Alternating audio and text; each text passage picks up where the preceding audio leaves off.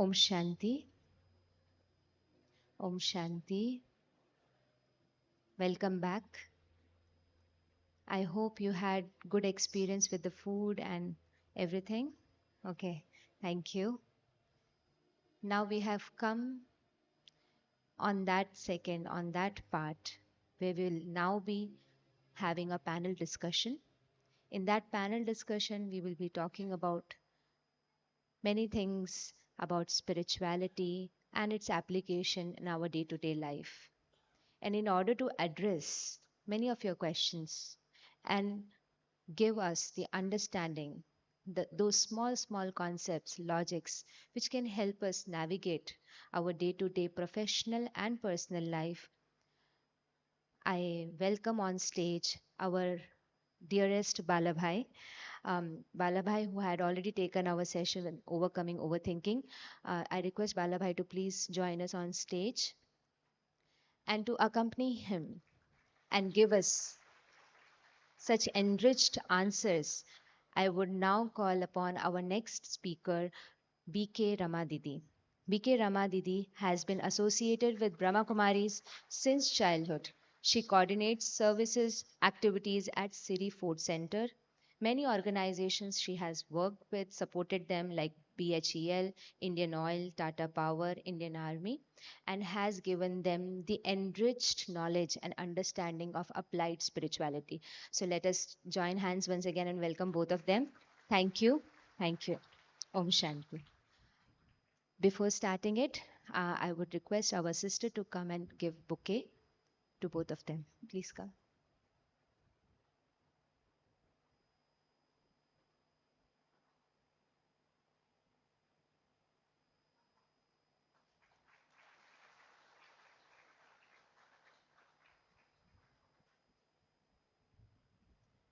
So we are ready for our next session. Thank you.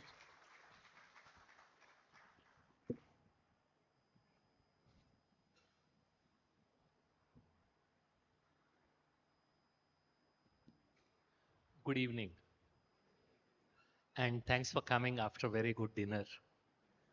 And I promise we won't disappoint you. So good. Ramaben, let's begin. So this conversation is supposed to be about applied spirituality. Yes. So why don't you tell us what is spirituality and what is applied spirituality? Om Shanti. Spirituality, to my understanding and experience, is the way I apply this knowledge to become a better version of myself. You know, how we apply all these spiritual truths and concepts in our thinking, in our choices, so that we become the better or best version of the self.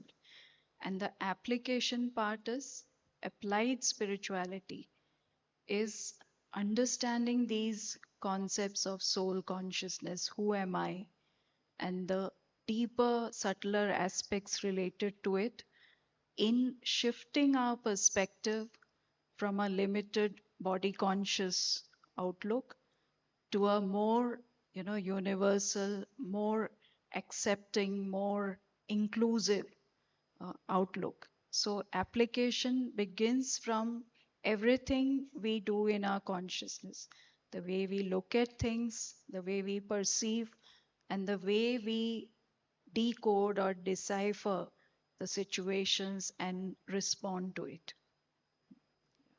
Wonderful. So what you just shared is it all starts with awareness. Yes. Who I think I am decides how I look at the world.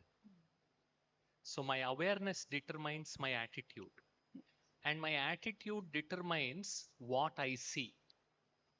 How I see determines what I see. So my attitude determines my drishti. So Yes. from smriti comes vritti. Awareness creates my attitude, and my attitude decides what I see. That is, how I see decides what I see. You agree with that?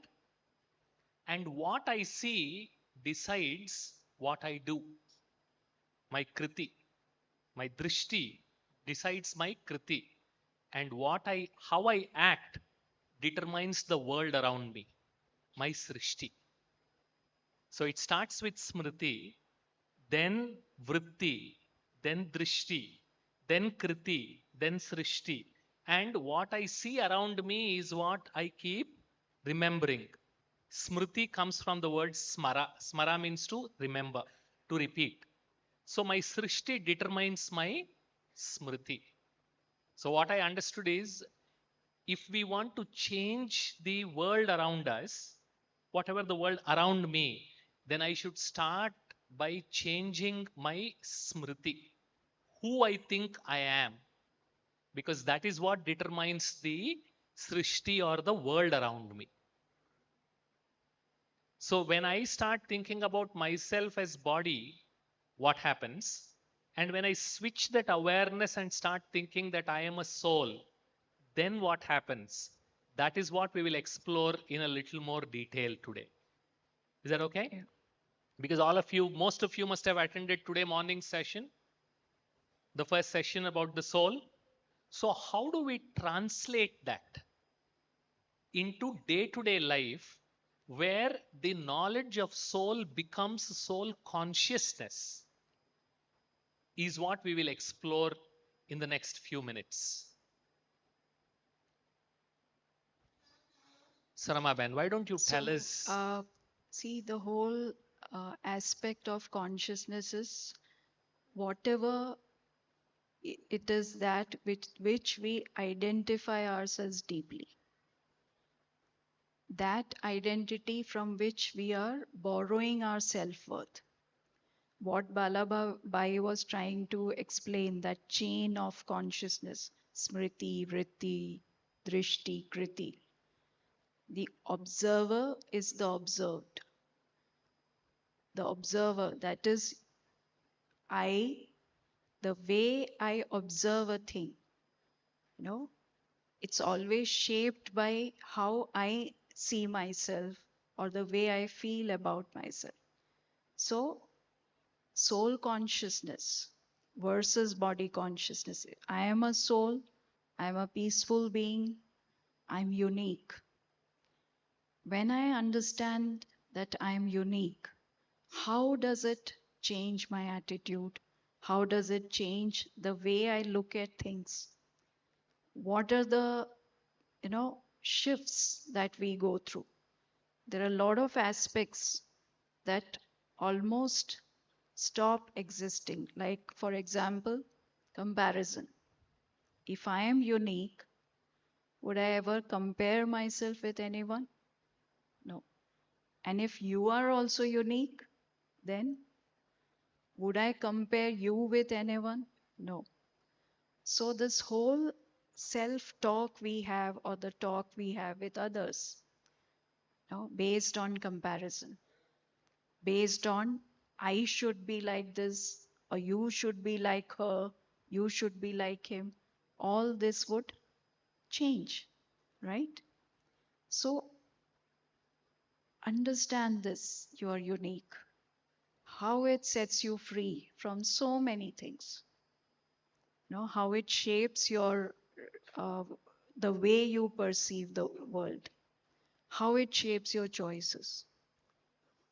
So it ends self criticism and judgment, it ends judgment for others, it redefines your goals for yourself.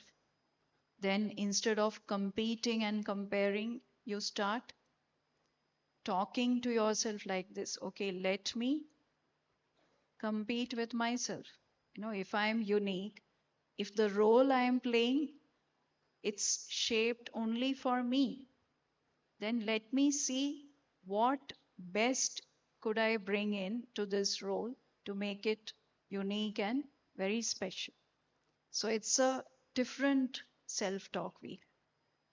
So this can go on with other things also. All aspects of your life start getting redefined by understanding your uniqueness.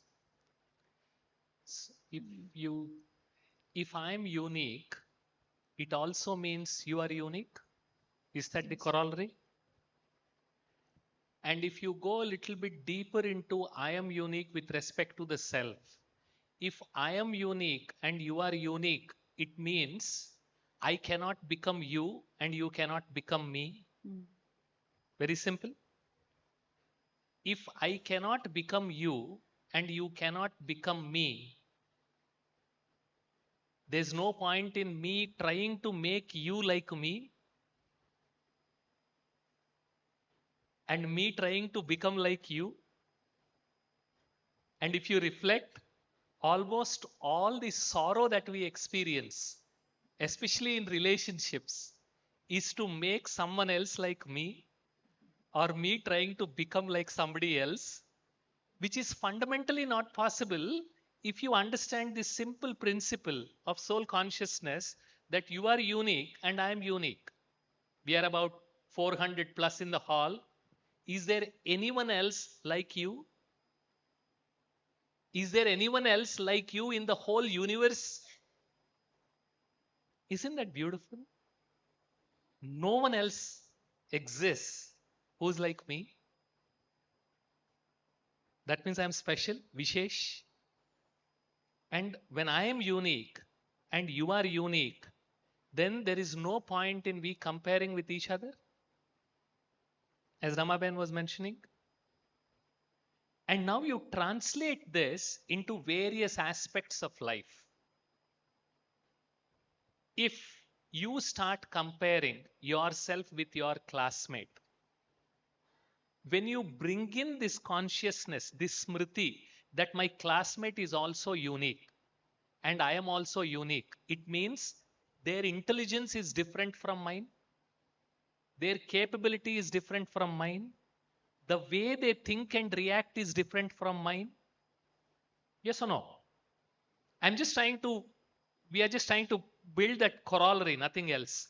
So when the other person is more intelligent than me, is that my mistake?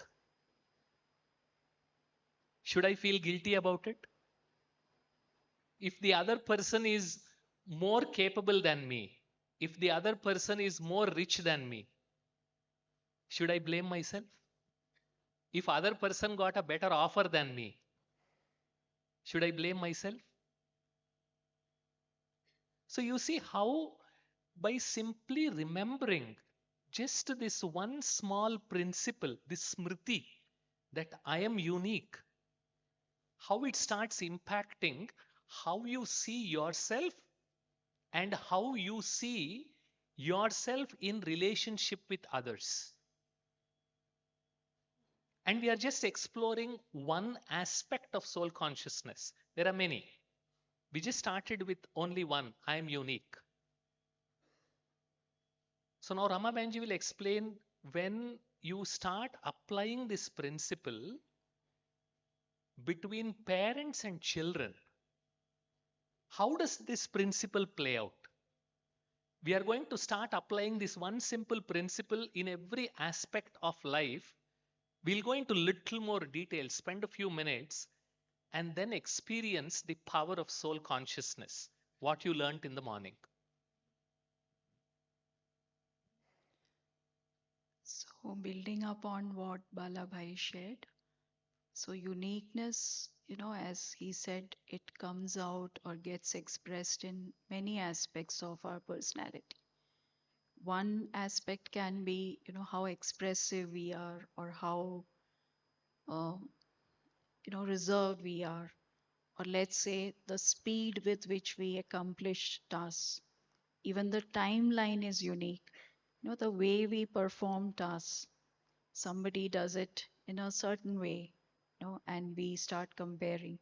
So you can maybe, apply, start understanding your uniqueness from by studying your own self criticism and judgment. If you observe all the critical talk we have about self and others, from that you can tick off each point and apply the unique principle there. And in parent child relationship, we all know, most of the parents try to shape the children according to the way they believe is right.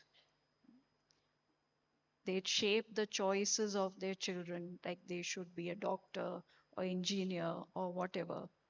Or they try to shape, or they compare their children with others' children, or they compare one sibling with another sibling, the younger one with the elder one, or elder one with the younger one, that you should be like him or her. They do this, right? So all this puts lot of pressure on that soul which is unique to become something that soul is not, which is so tough, right? If you are pressured to be someone else, how would you feel? So, this kind of comparison, this kind of emotional stress that parents themselves go through, and they try to hammer someone to be like someone else, this creates lot of emotional trauma in some children. And sometimes they withdraw into themselves because that child is confused. Who am I? You know, I'm not good enough. Mm. Unless I become like this one or that one, I'm not accepted. I'm not respected. I will not be loved. So, that kind of expectation, it creates lot of emotional distress for parents and for the children. So, if we accept each child as a unique person, as Balabai was sharing, you all have maybe heard of the poet Khalil Gibran. So, that quote, Balabai, you were sharing about children, please share. So there's this Libyan poet called Khalil Gibran who wrote this book called The Prophet. He writes about many aspects of life, and about children he says, your children are not your children. Your children are not your children. They came through you, not from you. They came through you, not from you. And they have come to tell their own story. Allow them. So, parenting is like facilitating, parenting is not walking them through each step. It's like facilitating. You have to create the right emotional or interrelationship conditions which let that soul express its own uniqueness. Let that seed bloom. So parenting and teaching is more like facilitating, not, you know, like fixing them or making them go through, setting them in a mold. No. Your intentions as parents are absolutely right. You want the best for them. But when you start bringing in your own ego into it, I am from IIT and you want to do BCom? सोचा है मुंह कैसे दिखाऊं? How can I show my face? I am from IIT. At least to do engineering from a local private college. You want to become a painter? कुछ नहीं मिला है. भीख मांगोगे? You want to beg? You want to become a painter? And how does the world, how will they respond? Sir, what did you become and what did you make your child? What answer should I give?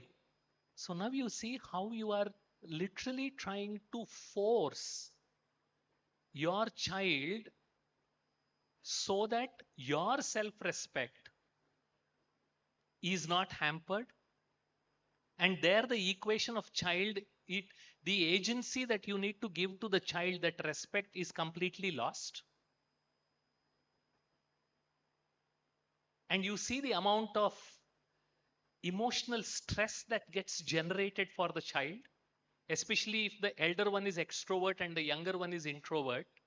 Last year I was speaking to a relative of mine, especially during COVID, the younger one, he withdrew himself and he went bright kid.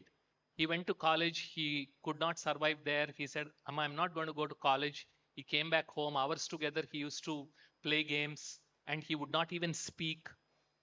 She was completely upset. He was 18 years old.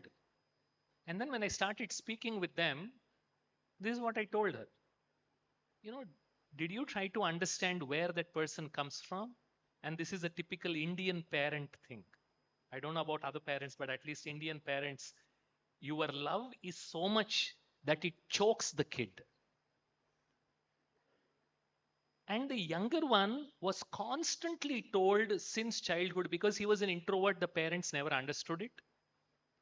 Why don't you go out and play? Why don't you speak? Why don't you do math? Why don't you be more active like your brother? And this went on for 16 long years. And now when the kid withdrew and he doesn't want to speak, the mother and father, they got so upset, they are completely lost because they constantly violated this simple principle of uniqueness.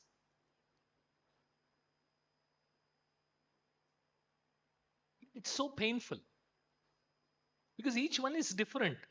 Are you acknowledging that difference and then gently allowing them to make the decision that they want to make? Like they say, tu bhi rani, main bhi rani, to kaun bharega pani? So we need everybody in the society. And that's where another aspect of soul consciousness we will deal. I mean, we will discuss if we have time. It's about each one of us being equal. We are not same. We are equal. There's a big difference. We are different. And at the same time, we are equal. That's another principle of soul consciousness. And if you consider this uniqueness itself, if you take it to the workplace, if you are a manager and there is one team member, whatever you present, the team member will tell you why this will not work. Whatever you present. So now you say, next time when you want to go for a meeting, is that fellow coming? Don't invite him. Because this, whatever I say, he says how it will not work. At least acknowledge I'm a boss, I am manager, I'm presenting something. Now this is when you don't acknowledge that soul's uniqueness. But if you integrate this point that that soul is unique and that is how they approach things, then you will not fight. You will say, okay, there might be a point. Let me accept, I need not agree. Two different things. Accepting means respecting your opinion. Agreement comes later.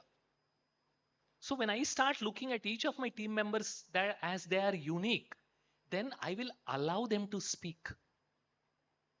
I may not agree, but at least I will allow them. I will not stop them. And see that kind of a team where the manager is willing to listen to you. And such a huge thing in today's world.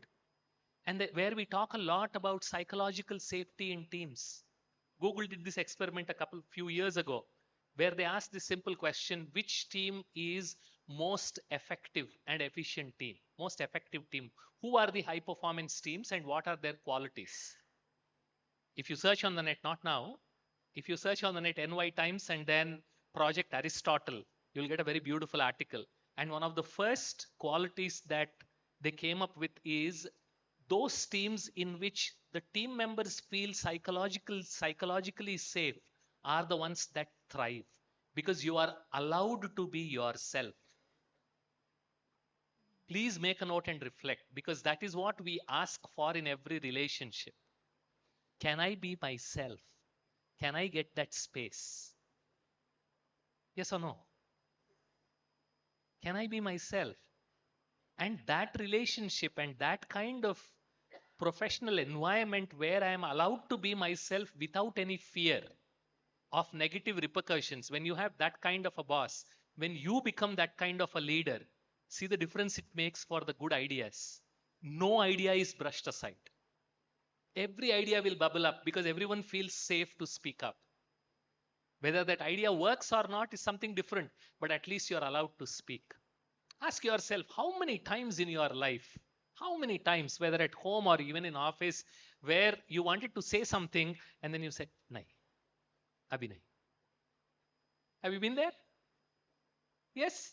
Even in the office, even in the team meetings, when they ask you, you know that something is not right, but you hold it for yourself because you don't want to upset the rest of the crowd. But in that team, if everybody is unique and everybody acknowledges this, then you don't have to hide and see the kind of world that gets created.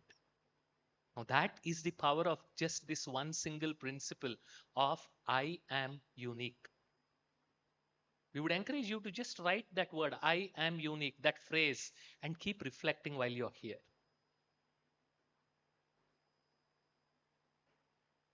We all agree there is nothing to fight about it that I am unique. Will any one of you, or is there anyone else in the world who will say, no, I'm a copycat? I'm not unique. This is a self evident truth, and that is the power of soul consciousness. The other aspect of soul consciousness, which is very empowering, is self mastery. I am a master. I'm a master of my mind. I'm a master of the emotions that I go through. I'm a master of my inner kingdom, master of my senses. So, when we acknowledge that we are in control of the thoughts we create and every emotion that comes up or shows up, no, we don't have to identify it or we don't have to be influenced by it. We may be influenced temporarily, but once you acknowledge this self sovereignty, I am this peaceful being, I am this pure being, I am this joyful being.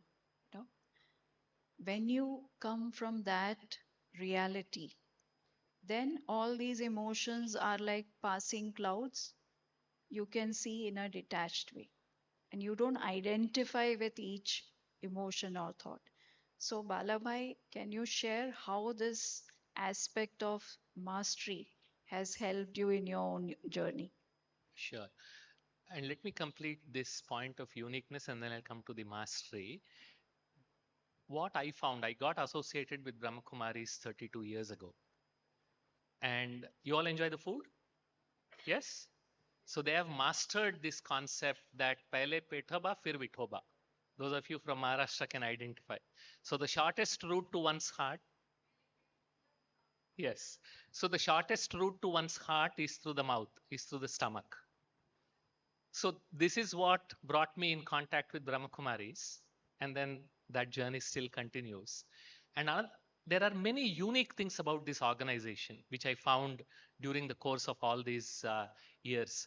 One of the things that I found very fascinating here is any task that they do, they will never call it as task or calm. They'll say they call it as seva. Seva means that which is an offering. The difference between task and seva, an offering, is the same as the difference between kheer and prasad. There's a difference because once you offer it, it belongs to him, and then it becomes prasad, it becomes divine. So, like that, whatever you do here, this is considered as seva. So that's why we call all of them as sevadharis. They are vice presidents, they are CEOs, CXOs. You would not recognize. And tomorrow evening, when you meet all the sevadaris, you will know from where all they came and what all kind of seva that they are doing, managing different departments. And another unique way this organization runs, which many of you have asked in yesterday and today, is how does this organization get funded? How does this run? So it runs purely through voluntary contributions. That you first, the one of the founding principles of the founding father Prajapita Brahma, what he laid down was you first help the soul to become a better version of themselves. Unki pehle aap seva karo. And if they like that seva, then they will contribute out of their own will and out of their own desire. And that principle has been running and helping expand this institution all these 80 plus years in the since the 1936 that this organization started way back in Pakistan, Sindh. And to this day, that is how this runs. That is why you will not have any Brahmakumari's programs where some of you might have inquired before coming here, पैसा कितना देना पड़ता है? 3 दिन हम रहते हैं, ये सब आप दे रहे हो, so how much do we pay so that I can decide? Then you might have been told, no, we don't charge any money, which we don't, because fees means money minus blessings. That's why when you go to a hotel, when that fellow asks you, do you want one more idli or dosa, you know this fellow is trying to increase the bill, because there is no love behind it. But when your mom asks you one more idli or dosa, or when you go to your relative's place, out of love they will offer you, or here when you see the smiling mothers and sisters and brothers, aur ek khana hai, aur ek le lo, aur ek le lo. You won't feel, because the bill won't run, because here it is love. So that contribution, fees is money minus blessings. Contribution is money plus blessings. When your heart is filled and then you say, this is what I would like to contribute, then that is the kind of money that runs this organization. So whatever you feel like contributing, you can do that. So there is no charge. And if you feel I had good fun, sabhi dete hain, to mujhe kyun dena hai, that's fine too. Right? Because it depends on what your approach is. So that's why we talk about contributions and not any fees here. And because every act that is done here becomes an offering, the equation becomes between me and him, not between me and you. You are incidental in the process. And that's where that love comes in. Because whatever I am doing to you, you are a proxy, because in turn I am doing it for him. And that is where that kind of beauty and that kind of being surrendered that comes in. You know, that passion, that love. Because when I'm doing it to you, I'm not doing it to you. I'm doing it to him, for him. So finally, it's going to come into my equation only, into my account. And see that beauty, how beautifully it purifies the whole concept. And that's how this whole organization runs. So that's something very, very unique and very, very profound that I learned, which influenced me very deeply. So I thought I'll share that aspect of uniqueness also about this organization. And now talking about the mastery concept that Ramaben was talking, I'll give you a simple example. This happened with me personally. One of my friends, he introduced his friend saying, Bala, this friend of mine needs some help. I said, fine. During the conversation, I learned that that friend of my friend has become a drug addict. He wants to come out of it, but he could not. He tried many times. He went to rehab, came back again got addicted, and again he went to rehab. This was going on for a few years. Young fellow, 25, 26. And then he came to me. Then I started having conversation. Then we talked about this concept of I am a master. So I introduced him to this concept that you are a master of your mind. You decide whether you want to take that substance or not, because you are the boss. As soon as he heard, he started crying. Because until then, he thought he was a slave for that substance, Smriti. And once that awareness changed that he was a master, suddenly he started feeling the innate power he already has. And now he felt that, yes, I can make the decision. I can reject that thought.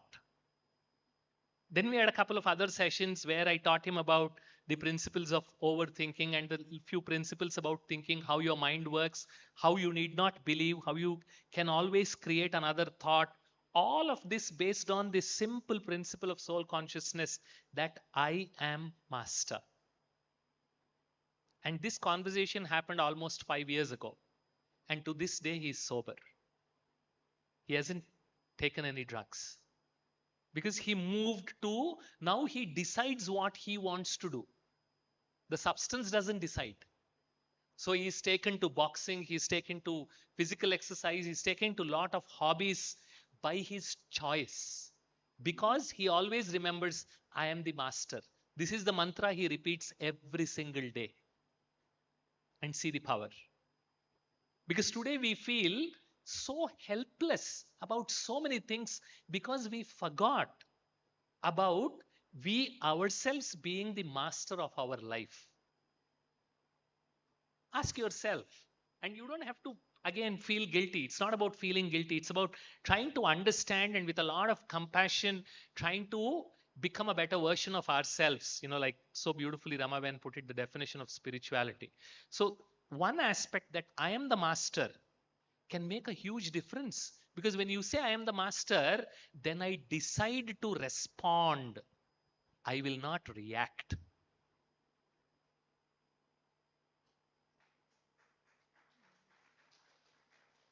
You say something, I will decide whether I am going to agree with it or not, because I am the master. As we discussed in the afternoon, when I start reminding myself about my power to create my own experience, suddenly you feel so liberated. Because now it's not a small stupid mobile phone or some app or some email or one like or one extra follower. That doesn't determine my happiness. I create my happiness with the story I tell myself, because I am the master. So when you start approaching things in your life, any small thing of being a master, see the difference it makes. And this is just one more smriti of soul consciousness. So you can apply it in relationships also. See, in relationships, most of us, how it is going on right now is two souls are not relating to each other as souls. We relate to each other, the image we create about the other one in our consciousness. So I behave or I relate to you. Basically, I'm relating to the image that I have in my consciousness about the way you see me, right? So, all this aspect of uniqueness and mastery, when you apply it to your own inner self talk, वो ऐसा देखते हैं, वो मुझे ऐसा treat करते हैं, फिर हम उसके प्रति रिएक्ट करते हैं. तो जब हम इस प्रिंसिपल को अप्लाई करते हैं, first you set yourself free from the wrong beliefs or influence that your environment or your own opinion or other people's opinion or their words that have on you. As Balabai said, you are the master of the experience you create. So if you want to create an experience of self respect, you can do it, right? We can choose not to be under the influence of what we hear about us, right? Or what we talk, the kind of thoughts that our mind keeps spinning or churning inside. Do you have a choice there? है आपके पास choice? जो आपका मन आपके लिए कहता है या दूसरे जो कहते हैं, वो आप हो या नहीं हो, ये डिसाइड करने का है चॉइस, है या नहीं है? So you can decide who you are. So everything comes back to that first realization, who am I? If you are a beautiful, magnificent being of peace, joy, love, you are. Why? Because we are God's children. We are created that way. This is what each of us wants in our life to experience. So you can apply this principle of mastery in, you know, choosing the right kind of conversation you have with yourself and not to be under the influence of the environment or what other souls do, behave, or talk, because they are coming from their journey, from what they are going through. So you don't have to identify with that. Okay? So this you can apply in many aspects. Your own negative thoughts, your own negative feelings. You can choose not to identify. They are just passing thoughts and feelings because you are that being of unconditional love, peace, positivity. Okay? Can a beggar make another beggar rich? क्या एक भिखारी दूसरे भिखारी को शाहूकार बना सकता है? Yes or no? Clear? Agreed?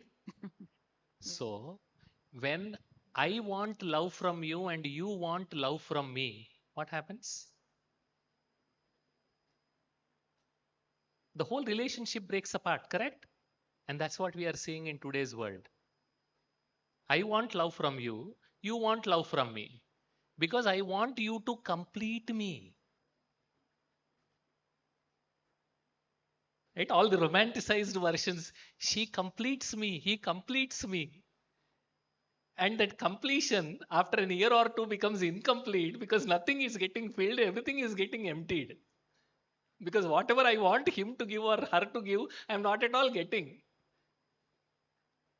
Now you see how we create our own sorrow by forgetting this smriti that I am the master.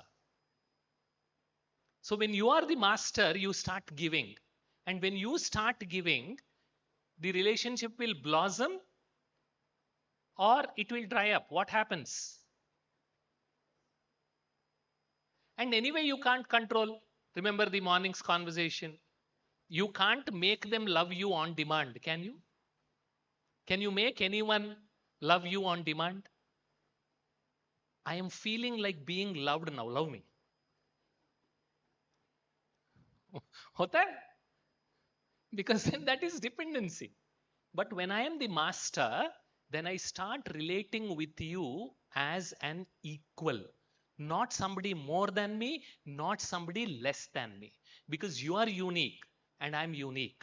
So this concept of being equal and being master is a immediate corollary of me being unique and you being unique. So I want to ask, we have 4 more minutes as per the agenda timing. Can we spend a few more minutes discussing one more aspect or we stop here? Okay, thank you. So we received a few questions here. Yeah. One question was about God, which will get answered in tomorrow morning session from 7 to 8. We encourage you to attend the Raj Yoga course because there are very beautiful insights like this you will get to hear, which are life transforming. And there are a few questions about how to feel empowered between toxic management when your manager and superiors don't support you at work. So these kind of many questions about workplace. When you start applying, well, I have to acknowledge these questions were given before we discussed these concepts. So now whoever has written this question and others who gave your questions, you must be seeing when you start passing them through these filters of I am unique, I am master, I am equal, and I am capable of creating my own experience, most of these questions disappear. Yes or no? Suddenly you start feeling more powerful and empowered because now instead of thinking that you are a victim of circumstance, you become a victor of your own experience. So there are a few questions about trust issues. How do we keep going on when other people don't trust you? So again, it's about you, not the other people. They are coming from their experience of trust or mistrust. But what you choose to do is your choice. So that answers the question. And Because I cannot make you trust me. I cannot control you. And the more I try to control, the more unhappy and sorrow that I'll experience. I'll continue to do what I'm doing because I can't make you trust me. I will remain consistent, I will remain persistent. And at some point of time, it is a choice you have. You want to continue with that relationship or move on. Then you decide like a master. So it's about, choosing what you want to experience and express, not what others are doing vis-a-vis that. So we have to center ourselves on that point. And the next is getting rid of thoughts from past and changing the patterns. So it's not about fighting with the negative thoughts, it's about choosing to be positive or your peaceful, loving, joyful self at any given moment. So, the more you create patterns of positivity, these old patterns will vanish. That's the way we choose to be more creative. We'll discuss about this particular aspect in a little more detail in tomorrow's session. One important point, again, I want to level set the expectations so that you won't get disappointed. All these things that we are talking about, they take time. It's not an event, it's not a flip of a switch, it's a process. And you need to be investing your time and energy every single day. That's why metaphorically, many a times we say, Bala, when we are on top of the mountain, it's fantastic. Like when we do these retreats on Mount Abu. But as soon as we come down the mountain, even metaphorically and physically, when we get into the rest of the valley, whatever we learned, we forget. Yes, you will. That is why I encourage you to make a note in your notebook so that you will keep reminding yourself, you keep reviewing it.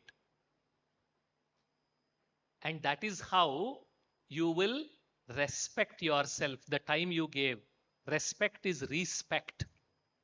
You will keep reviewing it, right? Respect. You will start seeing yourself in a different light. That is the respect that you can give for the time you are giving. So we'll talk about one more as in another 5 minutes, and then we don't want to take more of your time. Is I am eternal. Because some of the questions that were asked about the fear of death. So this is another very important aspect of soul consciousness. If you believe that you are a soul, then soul is neither born nor will it die ever. It's eternal. And those of us who are born and brought up in India, in the Indian culture, whether you agree with it or not, this is something that we have known since childhood. Yes?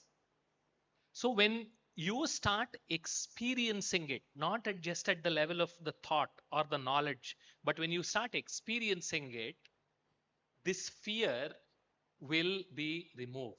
But again, it takes a lot of practice. So I am eternal is such a powerful concept where it also incorporates a lot of questions that we got about karma. The simple thing about karma is it is not retributive. That means you made something wrong, that is why you are going through this loss. That is how generally we talk about karma. No. That's a very disempowering way of talking about karma. The empowering way about talking about karma, which I learned here after coming to Brahma Kumaris, you might want to make a note and reflect. It's very powerful. Where in one of the sessions I heard, you will never face a situation that you cannot overcome. And that is the Ishwariya law. You will never face a situation that you cannot overcome. Whether you remember this principle and you try to overcome it, or you don't remember and you succumb to that situation, is in your hands. But the law says you will never face a situation that you cannot face or overcome. There may be a few battles you will lose, but you will definitely win the war if you persist. with this faith that you will, with this simple principle that you will never face a situation that you cannot handle or overcome. And the law of karma itself is about helping us become a better version of ourselves, so that every situation, every relationship, every trials and tribulations that come in front of us, they are helping you become a better version of yourself, because whatever you do will get added and you can always become a better version of yourself. That's why when you see these prodigies, 3 years old, 4 years old, even now, it just didn't come out just like that, because this is all about the investment that they did in their previous life when you believe that you are eternal. So whatever good you are doing for yourself, it will never go waste. That means you are doing it for yourself. That's why whenever we talk about something nowadays, we ask, right? What's in it for me? There's nothing wrong with it. But when you consider yourself as eternal, then in this life, whatever relationships you are having, whatever disturbances you are having, you will not consider them as limited only to this life, where you will say this investment will definitely get paid off. This is never going to go waste. And that is so empowering. So this principle of I am eternal, we can go into a lot more detail, but we don't have time now. So I'm just giving you some thoughts for you to just reflect.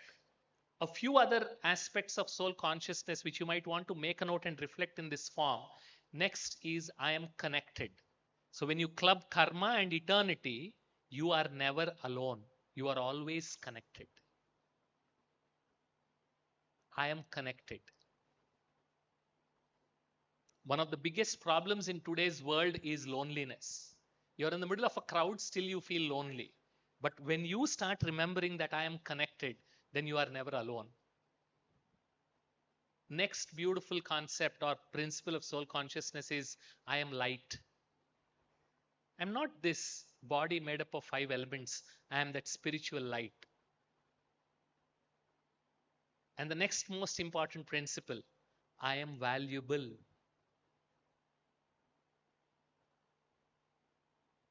Whether I recognize it or not, whether the world recognizes it or not, that's a different question altogether. But inherently, I am valuable. When I start considering myself as valuable, when I change the way I look at things, the things I look at change. When I change the way I look at things, the things I look at change. When I start seeing myself as this body limited to this life, and only looking at myself from the perspective of the external achievements, then my appreciation of myself is very limited because I'm constantly comparing. But when I start changing the way I look at myself, that I am valuable, then I will start finding all those beautiful things that were already hidden in me. But it all starts with that smriti, that I am valuable. So how many do we have now? We started with I'm unique, I am master, I'm equal. Next, I am connected, I am eternal, I am valuable, I am light. Now, if you see, all of these are self-evident truths. See the beauty? When I say you are the master, is there anyone in this hall or in this world who will say, no, Bala, I'm a slave? मैं master कहाँ यार, मैं नहीं हूं, मैं तो slave हूं. Is there anyone who says that, including a small kid to somebody who hasn't even, who faced a lot of failures, even he intrinsically feels I'm a master, yes or no? So these are self-evident truths. It's just that we need to keep bringing them into our smriti, into our awareness, and start reflecting on how that awareness can impact our attitude, and how our attitude changes our vision, our drishti, how we see ourselves and how we see the world. And that influences how we respond or act, and that creates the beautiful srishti around us or the creation around us. So it all starts with these simple smritis. Okay? So we'll sit down and do a couple of minutes of reflection where Ramaben is going to walk us through a simple summary of this. Is that okay? And then we go to our rooms for a good night's sleep. And no mobiles, at least when you are here, because they will disturb all these beautiful thoughts that you already have. So allow them to be there while you are going to sleep. You'll get very good sleep. And come back for Amrit Vela. Yeah.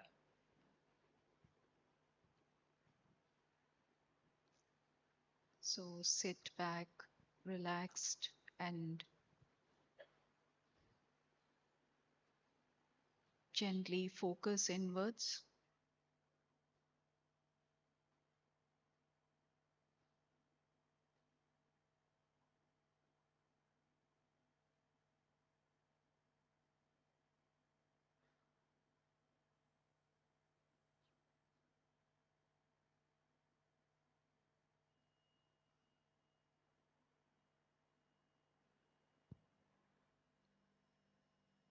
As you breathe in,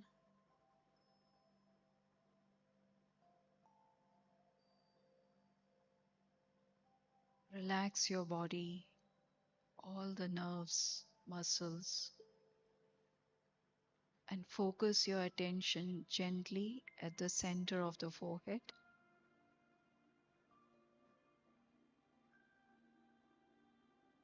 You realize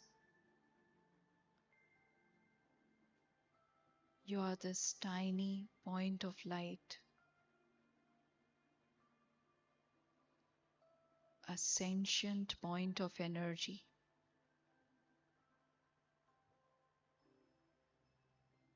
a soul.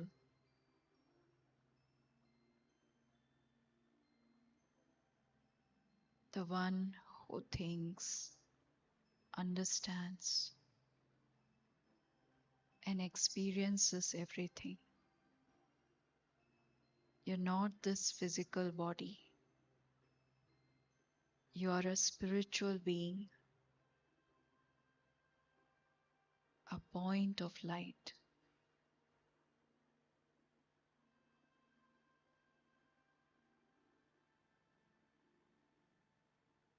See your identity as this eternal, immortal being.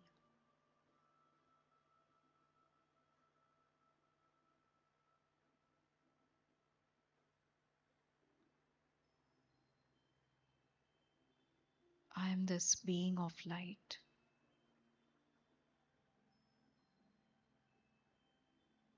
a unique, magnificent being.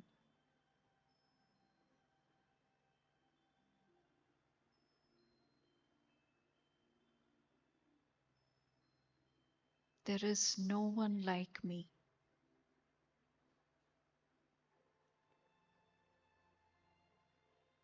I am beautiful, special.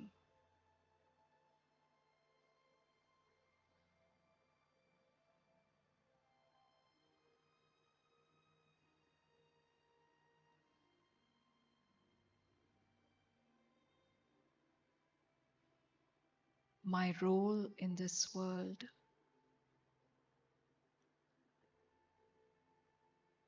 is absolutely unique, perfect. Only I can play this role.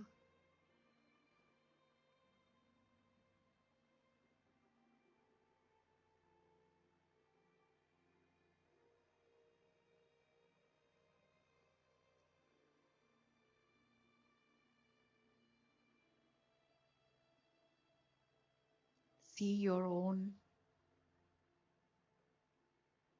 beauty, your uniqueness,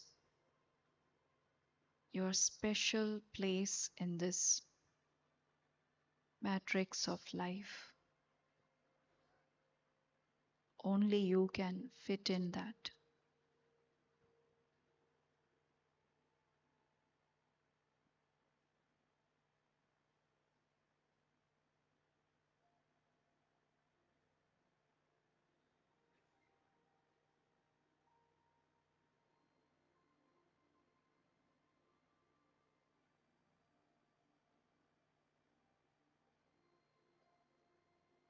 I am a peaceful soul,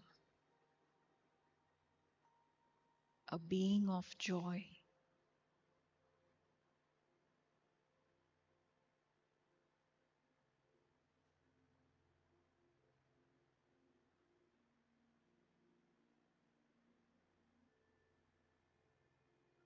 I radiate immense love and peace.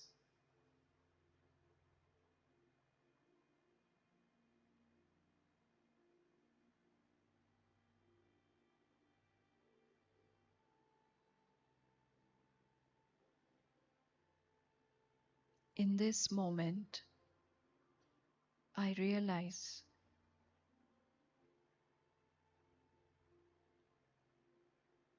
I can be in this state of peace at any given moment for as long as I want, because I am the master of my mind.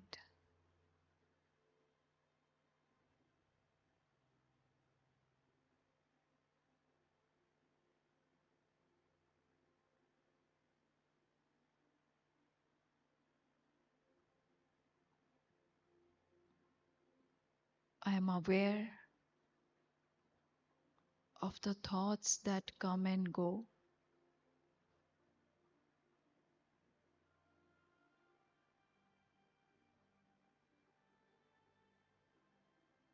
I can choose, reflect, and experience.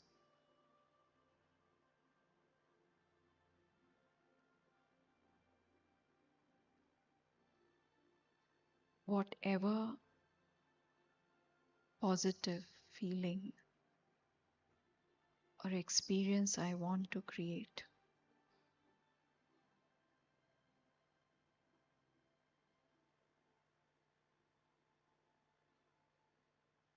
I'm free from the influence of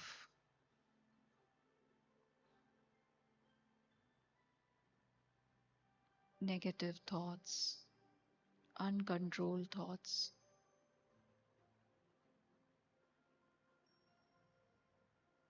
and all the passing emotions.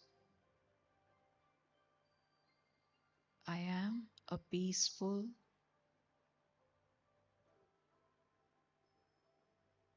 joyful, blissful soul.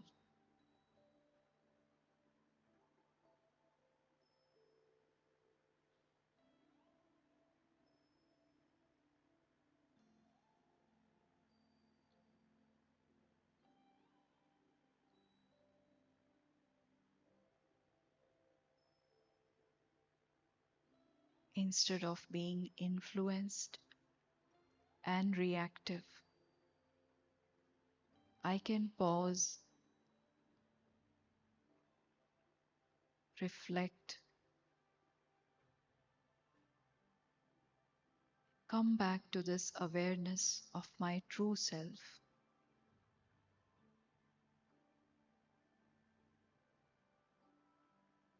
and I can respond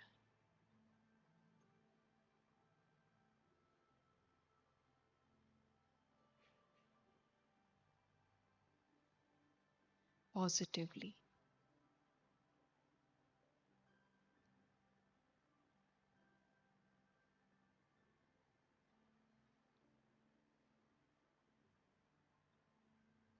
I am an eternal, immortal being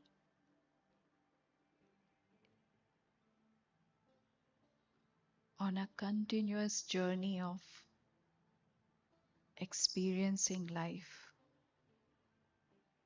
learning, and creating beautiful memories, experiences.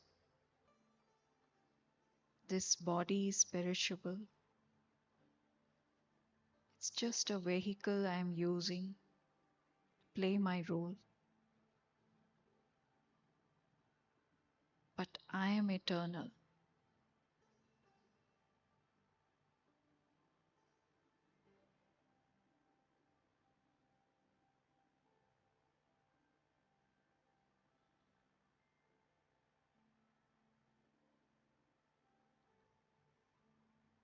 I can continue this journey of learning, improving,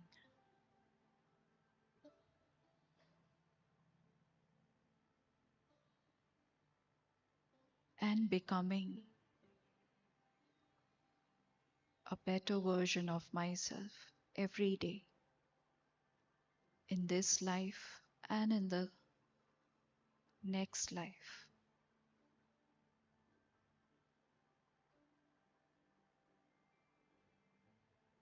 Nothing limits me, not even death.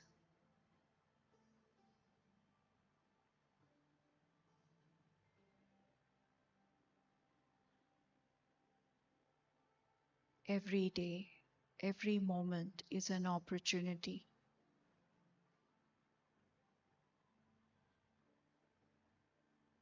to experience and create the best.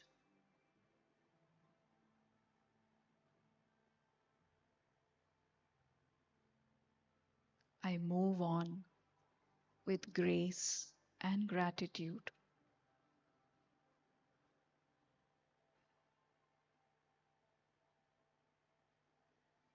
I'm light, very relaxed, free,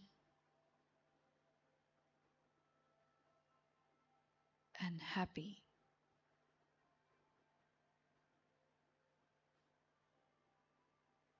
A being of light.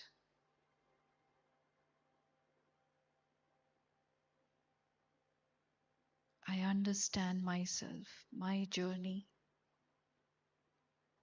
I understand every soul's uniqueness. I understand their journey and accept them. I accept myself completely.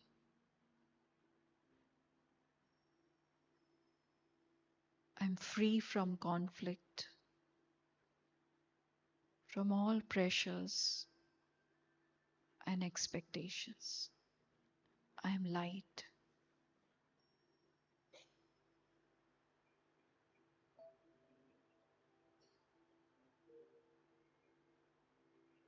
I'm blessed.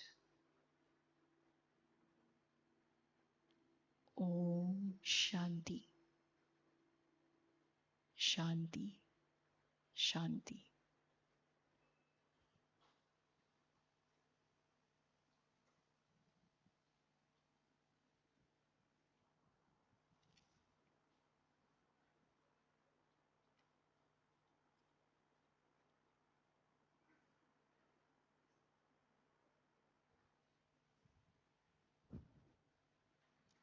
Om Shanti.